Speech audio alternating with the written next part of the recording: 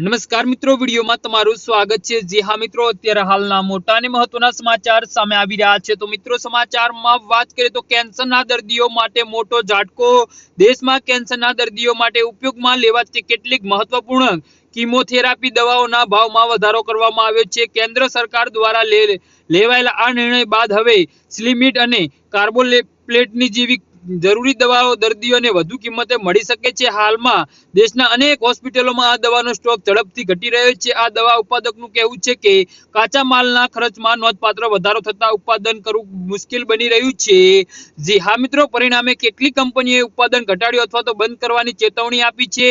માહિતી મુજબ દવા ઉત્પાદક લાંબા સમયથી સરકાર સમક્ષ વધતા ઉત્પાદન ખર્ચનો મુદ્દો ઉઠાવી રહ્યા છે અને કાચા માલ, પરિવહન અને ઉત્પાદન સંબંધિત ખર્ચ વધતા કંપનીઓ માટે જૂના દરેક દવા બનાવતી મુશ્કેલી બની રહી છે। સરકારે કુલ 82 દવાઓ સ્થિતિની સમીક્ષા કરી હતી, જેમાં કેન્સરની સારવાર માટે અત્યંત જરૂરી ગણાતી સ્લિમિટ અને કાર્બોપ્લેટ જેવી દવાઓથી ઉપલબ્ધતા જળવાઈ રહે તે માટે ભાવ વધારવાની મંજૂરી આપવામાં આવી હોવાનું જાણવામાં આવ્યું છે।